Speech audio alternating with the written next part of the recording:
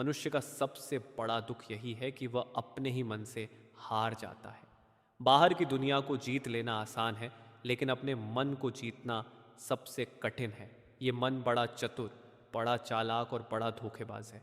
यह हर समय इंसान को भ्रम में रखता है, उसे गलत को सही और सही को गलत दिखाता है।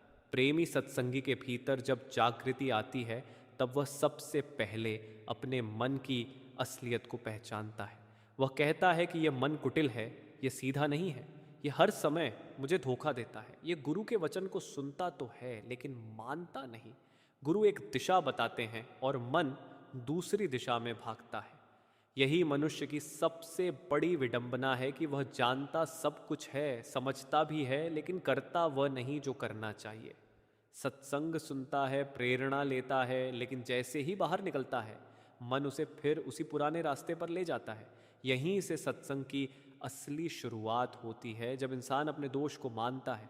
प्रेम गया और भक्ति छिपानी, बैर ईर्ष्या की खुली खानी। न सत्संगी अफसोस करता है कि उसके अंदर से प्रेम चला गया। जो भक्ति थी वह जैसे उड़ गई। पहले दिल में नम्रता थी, झुकाव था, लेकिन अब मन में कठोरता आ गई है। जब सत्संगियों के बीच प्रेम खत्म हो जाता है, तब समझ लेना चाहिए कि सत्संग केवल शरीर का रह गया है, आत्मा का नहीं। यदि एक सत्संगी दूसरे सत्संगी की निंदा करता है, तो वह बहुत बड़ी भूल करता है। संसार के लोगों की निंदा करना भी पाप है, लेकिन जो व्यक्ति सत्संग में बैठता है, नाम की कमाई करता है, उसकी निंदा करना और भी बड़ा पाप है, क्योंकि वह केवल व्यक्ति नहीं है, वह एक रास्ते पर चल रहा है। उसकी निंदा करना उस रास्ते का अपमान करना है। माया लाई छलबल अपना, काल दिया कलमल का ढकना। अब प्रश्न उठता है कि यह सब हुआ क्यों? प्रेम क्यों चला गया? भक्ति क्यों छिप गई? उत्तर साफ है, माया और काल का खेल। माया अपने जाल में फंसाती है और काल मन को मलिन कर देता है। धीरे धीरे मनुष्य का हृदय कठोर हो जाता है, फिर उसमें प्रेम के लिए जगह ही नहीं बचती। ज्ञान, बुद्धिबल, सत्संग भाई, क्षमा मौज गुरु गई हिराए। सत्संग का उद्देश्य यही था कि मनुष्य को ज्ञान मिले, उसकी बुद्धि निर्मल हो, उसके अंदर सहनशीलता आए। यदि कोई कुछ कह दे तो उसे सह लेना चाहिए। यह समझना चाहिए कि जो कुछ हो रहा है वह परमात्मा की मौज से हो रहा है। लेकिन मन ऐसा नहीं करता, वह हर बात को अपने अहंकार से जोड़ लेता है। देखो अचरज कहाँ ना जाए, कलयुग का प्रभाव दिखाई ये चांद नहाल। ये बड़ा अचरज है कि सदगुरु की शरण में आने के बाद भी मनुष्य के दोष खत्म नहीं होते। ईर्ष्या, निंदा, चुगली, ये सब उसी तरह बने रहते हैं। ये कलयुग का प्रभाव है कि मनुष्य सत्ता है, फिर रास्ते में लड़ाई क्यों? सत्संगी का धर्म है कि यदि कोई कठोर वचन कह दे तो उसे सह ले, और यदि कोई अपनी गलती मान ले तो उसे दिल से क्षमा कर दे।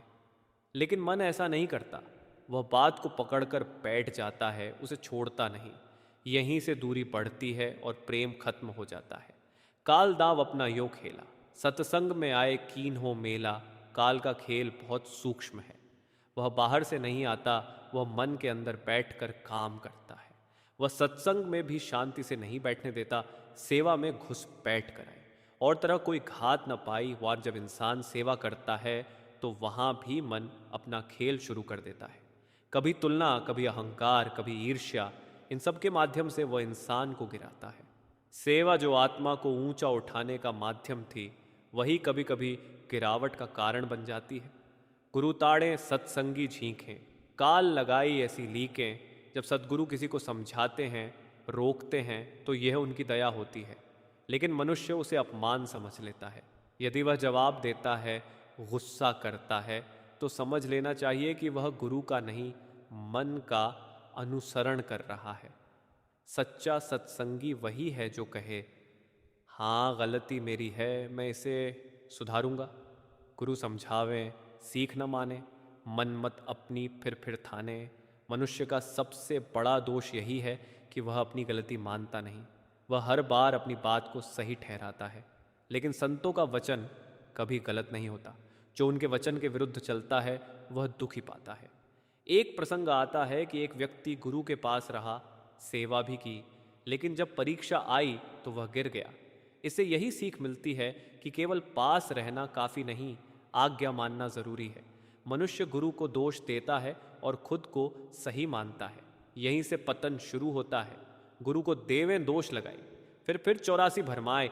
जो गुरु में दोष निकालता है वह अपने रास्ते को खुद बंद करता है। फिर वह जन्म मरण के चक्र में घूमता रहता है। सदगुरु से अब करूं पुकारा, काल मार मन लेव सुधारा। जब इंसान को अपनी हालत का एहसास होता है तब वह सच्ची प्रार्थना करता है। वह कहता है, हे सदगुरु, मुझ पर दया करो, मेरा मन बहुत कमज़ोर है, इसे संभाल लो। तुमसे काल जबर नहीं हुए, काटो फंदा जम का सोई। ये विश्वास ज़रूरी है कि सदगुरु से बड़ा कोई नहीं। यदि उनकी दया हो जाए तो काल भी कुछ नहीं कर सकता। यहीं से भक्ति की असली शुरुआत होती है, जब इंसान पूरी तरह से समर्पित हो जाता है।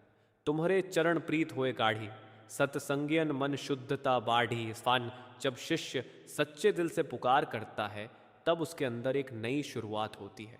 वह प्रार्थना करता है कि हे सतगुरु, आपके चरणों में ऐसी प्रीति लग जाए जो कभी टूटे नहीं, क्योंकि जब तक मनुष्य का प्रेम संसार में बंटा हुआ है तब तक उसकी भक्ति स्थिर नहीं हो सकती। सच्चा प्रेम वही है जो एक जगह टिक जाए, और वह जगह है सतगुरु के चरण। जब वहाँ प्रेम जुड़ता है तब धीरे धीरे मन की अशुद्धियाँ हटने लगती हैं। सत्संगियों का मन भी शुद्ध होने लगता है, क्योंकि जो व्यक्ति सतगुरु से प्रेम करता है वह उनके बनाए हुए हर जीव से प्रेम करना सीख जाता है। हिल मिलकर सब करें आनंदा, द्रोह घात का काटो फंदा। सत्संग का उद्देश्य केवल बैठना और सुनना नहीं है, उसका असली उद्देश्य है जीवन को बदलना। जब सत्संगी आपस में मिलकर चलते हैं, प्रेम से रहते हैं, तब एक अलग ही आनंद उत्पन्न होता है। वह आनंद बाहरी नहीं होता, वह भीतर से आता है। लेकिन जहाँ द्रोह, बैर, ईर्ष्या है वहाँ यह आनंद कभी नहीं आ सकता। इसलिए सत्संगी का पहला कर्तव्य है कि वह अपने अंदर से द्वेष को निकाल दे। सत्संगी सब मिलकर चाले, प्रीत परस्पर पल पल पाले। ये केवल एक शिक्षा नहीं है, ये जीवन का नियम है। यदि सत्संगी आपस में प्रेम नहीं रखेंगे तो फिर कौन रखेगा? दुनिया तो पहले ही स्वार्थ में डूबी हुई है। सत्संग ही एक ऐसी जगह है जहाँ निस्वार्थ प्रेम मिल सकता है। लेकिन यदि वहीं पर ईर्ष्या, तुलना और झगड़ा शुरू हो जाए तो फिर वह स्थान भी संसार जैसा बन जाता है। यही हुक्म अब सबको कीना, जो नहीं माने सो काल अधीना। ये कोई साधारण बात नहीं है, यह आज्ञा है। जो इस आज्ञा को नहीं मानेगा वह मन के अधीन रहेगा, और मन काल का ही रूप है। इसलिए सत्संगी को यह समझना चाहिए कि प्रेम रखना केवल अच्छी बात नहीं बल्कि ज़रूरी है। जो कोई माने हुक्म हमारा। पहुँचे वह सदगुरु दरबारा, जो सदगुरु की आज्ञा मानता है वही अंत में उनके दरबार तक पहुँचता है। ये रास्ता बहुत सरल है, लेकिन मन इसे कठिन बना देता है, क्योंकि मन झुकना नहीं चाहता, वह हमेशा ऊंचा रहना चाहता है। बुद्धि अपनी लेव संहारी, बचन गुरु ये मन में धारी। सत्संगी को अपनी बुद्धि को संभालना चाहिए। हर समय यह ध्यान रखना चाहिए कि गुरु का वचन ही सत्य है। मन भले ही कुछ भी कहे, लेकिन निर्णय गुरु के वचन के अनुसार होना चाहिए। जिनके मन को काल संहारा, सो नहीं माने वचन हमारा। जिनका मन काल के अधीन है वे कभी गुरु की आज्ञा नहीं मानते। वे हर बात में तर्क करते हैं, हर बात में अपना पक्ष रखते हैं। लेकिन जो सच्चा प्रेमी होता है वह तर्क नहीं करता, वह स्वीकार करता है। अब मन में चिंता मत राखो, सत्य नाम अब छिन छिन भाखो। जब सदगुरु मिल जाए, नाम मिल जाए, तो चिंता करने की ज़रूरत नहीं रहती। फिर केवल एक ही काम रह जाता है, नाम का सुमिरन। धीरे धीरे यही सुमिरन मन को बदल देता है। दीनहीन जानो अपने को, निपट नीच मानो अपने को। ये सबसे कठिन बात है, अपने आप को छोटा मानना। कहना आसान है कि मैं सबसे बुरा हूँ, लेकिन उसे दिल से मानना बहुत कठिन है। जब तक यह भावना सच्चे रूप में नहीं आती तब तक अहंकार नहीं जाता। कबीर साहिब ने भी यही कहा कि जो अपने आप को सबसे बुरा मानता है वही सच्चा है। लेकिन यह केवल शब्दों का खेल नहीं है, यह अनुभव की बात है। जब अंदर से यह भावना आती है तब इंसान का व्यवहार बदल जाता है। वह किसी से लड़ता नहीं, किसी से तुलना नहीं करता, किसी से ईर्ष्या नहीं करता। अब अहंकार करो क्या किससे, मौत धार दम दम में बरसे।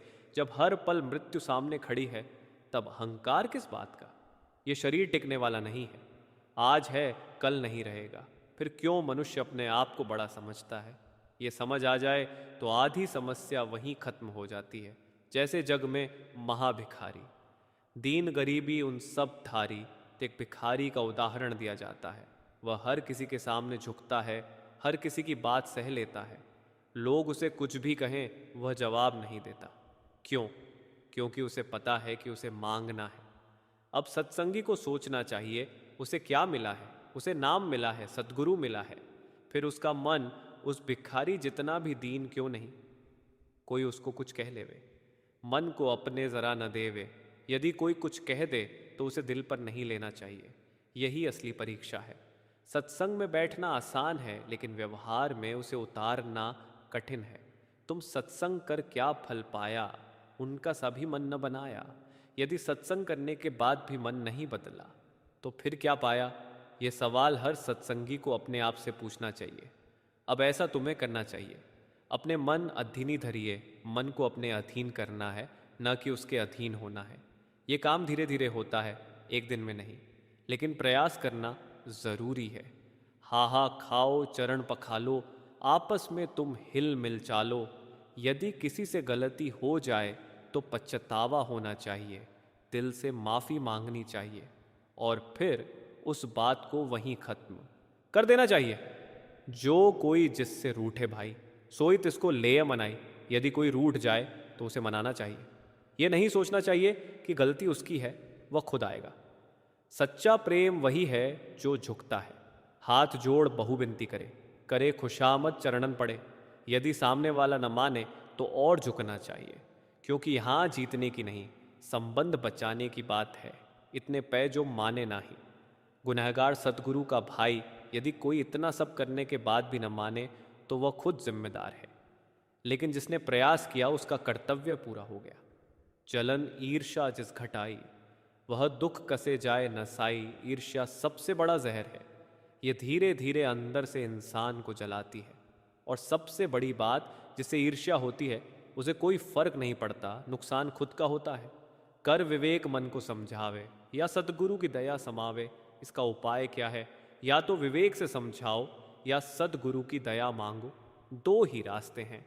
सद्गुरु दया बिना नहीं होए, बिन विवेक नहीं जावे खोई। बिना दया के कुछ नहीं होता और बिना समझ के भी नहीं।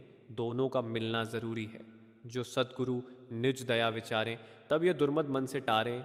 जब दया होती है तब मन की बुराइयां हटती हैं, लेकिन दया उसी पर होती है जो प्रयास करता है। धीरे धीरे यह समझ आती है कि सत्संग केवल सुनने की चीज़ नहीं, जीने की चीज़ है। जब तक यह जीवन में नहीं उतरता तब तक परिवर्तन नहीं आता, और जब यह उतर जाता है तब इंसान बदल जाता है। उसका सोच, उसका व्यवहार, उसका दृष्टिकोण सब बदल जाता है। मन कपटी घट घट में बैठा, सब जीवन का पकड़ा फेंटा। यह मन बड़ा गहरा है, यह केवल बाहर ही नहीं, भीतर भीतर हर कोने में बैठा हुआ है। यह ऐसा व्यापारी है जिसने हर जीव को अपनी पकड़ में ले रखा है। हर व्यक्ति को लगता है कि वह ठीक है, लेकिन भीतर कहीं ना कहीं कपट छिपा होता है। ये कपट बहुत सूक्ष्म होता है, ये खुला दिखाई नहीं देता। कई बार इंसान बाहर से बहुत नम्र, बहुत मीठा, बहुत अच्छा दिखता है, लेकिन भीतर उसका मन कुछ और ही सोच रहा होता है। यही सबसे खतरनाक स्थिति है, जब बाहर और अंदर में फर्क हो।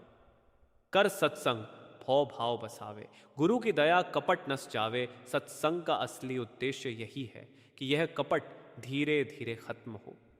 जब इंसान प्रेम और भाव से सत्संग सुनता है तो उसका मन पिघलने लगता है। फिर वह अपने दोषों को देखने लगता है, और जब वह उन्हें देखता है तभी उन्हें छोड़ने की शुरुआत होती है। जो गुरु आगे कपट न खोले, निष्कपटी अपने को बोले। यदि कोई व्यक्ति सद्गुरु के सामने भी अपने दोषों को छिपाता है तो वह सबसे बड़ी भूल करता है। सद्गुरु से कुछ छिपा नहीं है, वे तो मन के भीतर तक देख लेते हैं। लेकिन फिर भी शिष्य का कर्तव्य है कि वह अपने आप को खोल दे। जो गलती हुई है उसे स्वीकार करे, क्योंकि जहाँ स्वीकार होता है वहीं सुधार की शुरुआत होती है। तोहरा कपट लिए है सोए, उसका जतन कभी नहीं हुई। बोले कपट तो ये है कि गलती करना, दूसरा कपट ये है कि उसे छिपाना। ये दोहरा कपट इंसान को बहुत नीचे गिरा देता है। ऐसे व्यक्ति का सुधार बहुत कठिन हो जाता है, क्योंकि वह अपनी गलती को मानता ही नहीं। वह असाध्य रोगी जगमाही। युवा ऐसी अवस्था को एक बीमारी कहा गया है, ऐसी बीमारी जिसका इलाज बहुत कठिन है, क्योंकि इलाज तभी होता है जब रोगी अपनी बीमारी को माने। यदि वह माने ही नहीं तो कोई क्या कर सकता है। पर जो सद्गुरु समरथ पावे और चरणन पर शीस नवावे। लेकिन यदि कोई सच्चे दिल से सद्गुरु की शरण में आ जाए, उनके चरणों में सिर झुका दे, तो उसके लिए रास्ता खुल जाता है। पड़ा रहे सत्संग के माही, धीरे धीरे तो छुट जाई। ये बहुत महत्वपूर्ण बात है। छोड़ने की प्रक्रिया धीरे धीरे होती है। कोई भी व्यक्ति एक दिन में पूरी तरह बदल नहीं जाता, लेकिन यदि वह सत्संग में बना रहे तो समय के साथ उसके दोष छूटने लगते हैं। समझाए समझे नहीं, गहे न मन की ठोर। बातें को बहजान दे दे, धक्के दो और हाथ से। कई बार ऐसा होता है कि समझाने पर भी कोई नहीं समझता, तब उसे उसके हाल पर छोड़ देना चाहिए, क्योंकि जब तक अंदर से इच्छा नहीं होगी तब तक परिवर्तन नहीं होगा। सत्संग जल जो कोई पावे, सब मैलाई कट कट जावे। सत्संग को जल कहा गया है, जैसे पानी गंदगी को धो देता है, वैसे ही सत्संग मन की मैल को धो देता है। लेकिन शर्त यह है कि उसमें डुबकी लगाई जाए। सिर्फ किनारे खड़े रहने से कुछ नहीं होगा। सत्संग महिमा कहाँ बखानूं, असम यत्न और नहीं मानूं। सत्संग की महिमा का वर्णन करना आसान नहीं है। ये एक ऐसा साधन है जो मनुष्य के जीवन को पूरी तरह बदल सकता है। ये करोड़ों पापों को नष्ट कर सकता है, लेकिन तभी जब से सही तरीके से अपनाया जाए। कल जो खास यत्न कोई नहीं, बिन सत्संग और सद्गुरु की शरण, यही सबसे बड़ा उपाय है। कर्म, धर्म, तप, दान, ये सब अपनी जगह ठीक हैं, लेकिन बिना नाम के भेद के ये अधूरे हैं। भेद नाम का जब तू पावे, सत्संग में स्वामी के आवे। एक बार गुरु नानक देव जी अपने साथी भाई मर्दाना के साथ एक गांव में पहुंचे। वहां लोगों ने उनका बहुत सत्कार किया, मीठे वचन बोले, आदर से बैठाया और प्रेम से भोजन कराया। सब कुछ बहुत अच्छा लगा।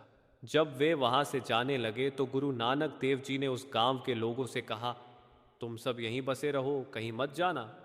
भाई मर्दाना ये सुनकर मन ही मन सोचने लगे कि इतने अच्छे लोगों को ऐसा आशीर्वाद क्यों दिया कि वे यहीं रह जाएं। कुछ समय बाद वे दूसरे गांव में पहुंचे। वहां लोगों का व्यवहार बिल्कुल उल्टा था। किसी ने आदर नहीं किया, उल्टा कठोर वचन कहे, किसी ने बैठने तक की जगह नहीं दी। जब वे वहां से जाने लगे तो गुरु नानक देव जी ने कहा, तुम सब यहां से फैल जाओ, हर जगह चले जाओ। अब भाई मर्दाना से रहा नहीं गया। उन्होंने विनम्रता से पूछा, महाराज, वहाँ के अच्छे लोगों को आपने कहा कि वे यहीं रहें, और यहाँ के लोगों को आप कह रहे हैं कि ये सब फैल जाए, ऐसा क्यों? गुरु नानक देव जी मुस्कुराए और बोले, जो लोग अच्छे हैं, प्रेम और नम्रता से भरे हैं, वे जहाँ हैं वहीं रहें तो अच्छा है, ताकि उनकी अच्छाई एक जगह बनी रहे। और जो लोग बुरे स्वभाव के हैं, यदि वे एक जगह रहेंगे तो बुराई बढ़ेगी, इसलिए उनका फैल जाना ही ठीक है, ताकि उनका असर कम हो जाए। यह सुनकर भाई मर्दाना चुप हो गए। संकेत यही है, जो भीतर अच्छा है उसे संभाल कर रखना है, और जो भीतर ठीक नहीं उसे फैलने नहीं देना है। काल दाव अपना यूं खेला, सत्संग में आए कीन हो मेला। मनुष्य को यह बात बहुत भीतर समझनी है कि जो उलझने बाहर दिखती हैं, उनका मूल भीतर ही है। संगति में बैठते हुए भी यदि मन भटक जाए तो समझ लेना चाहिए कि पकड़ अब भी ढीली नहीं हुई। सेवा में घुसपैठ कराई और तरह कोई घात न पाई, बची लामरी। जहाँ शुद्ध भाव होना चाहिए वहीं सूक्ष्म मिलावट आ जाती है। पहचान यही है कि भीतर हल्कापन है या बोझ। यदि बोझ बढ़ रहा है तो कहीं न कहीं मिलावट है। सेवा में अस्कीन्हा पेचा, मन को सबके धर धर खींचा। धीरे धीरे मन अपनी अपनी दिशा में खींचता है। एक जगह बैठकर भी भीतर दूरी बन जाती है। ये दूरी शब्दों से नहीं, भाव से बनती है। गुरु ताड़े सत्संगी छींखें, काल लगाई ऐसी ली के बाडेशार। जब रोक लगती है तभी असली परख होती है। वहाँ जो रुक गया वह बच गया, जो उलझ गया वह भटक गया। गुरु समझावे सीख न माने, मन मत अपनी फिर ठाने। मन की यही चाल है, हर बार अपनी ही बात को पकड़ना, लेकिन जहां पकड़ ढीली हुई वहीं रास्ता खुलता है। गुरु को देवें दोष लगाए, फिर 84 भरमाए, दोष बाहर दिखाई दे तो ठहर जाना चाहिए, क्योंकि जहां उंगली उठती है वहीं रास्ता बंद होने लगता है। सतगुरु से अब करूं पुकारा, काल मार मन लेव सुधारा, अंततः बात वहीं आकर टिकती है, भीतर की पुकार। बिना शोर के, बिना दिखावे के, एक सीधी सी अरदास कि जो ठीक नहीं है वह ठीक हो जाए। तुमसे काल जबर नहीं हुई, काटो फंदा जम का सोई, आसरा एक ही है। जब ध्यान उस ओर टिकता है तो उलझने धीरे धीरे ढीली पड़ने लगती है। तुम्हारे चरण प्रीत होए गाढ़ी, सत्संगन मन शुद्धता बाढ़ी। पाक्षरी जब भीतर का रुख बदलता है तो व्यवहार अपने आप बदलता है। फिर संगति बोझ नहीं लगती, सहारा बन जाती है। हिल मिलकर सब करें आनंदा, द्रोह घात का काटो फंदा साखी। जहाँ गांठें खुलती हैं वहीं हल्कापन आता है। ये हल्कापन ही असली आनंद है, जिसमें किसी के लिए कुछ उल्टा नहीं रहता। सत्संगी सब मिलकर चाले, प्रीत परस्पर पल पल पाले, धीरे धीरे यह चलन बन जाए। यही साधना है। किसी विशेष अवसर की बात नहीं, हर पल की बात है। बुद्धि अपनी लेव संभारी, बचन गुरु ये मन में धारी, बाय ध्यान बार बार वहीं टिकाना है।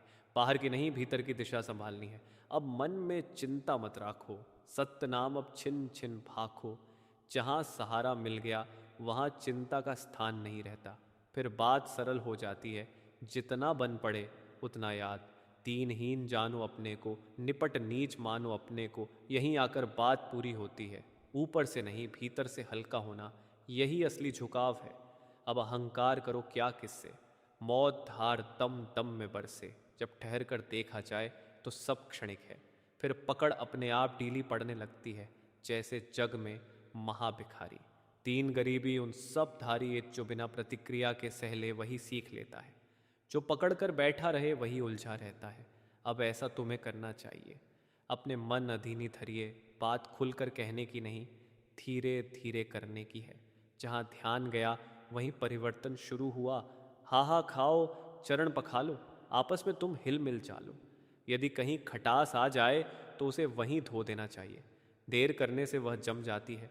जो कोई जिससे रूठे भाई, सोई तिसको ले मनाई। रिश्ते बचाने में जो झुकता है वही संभलता है।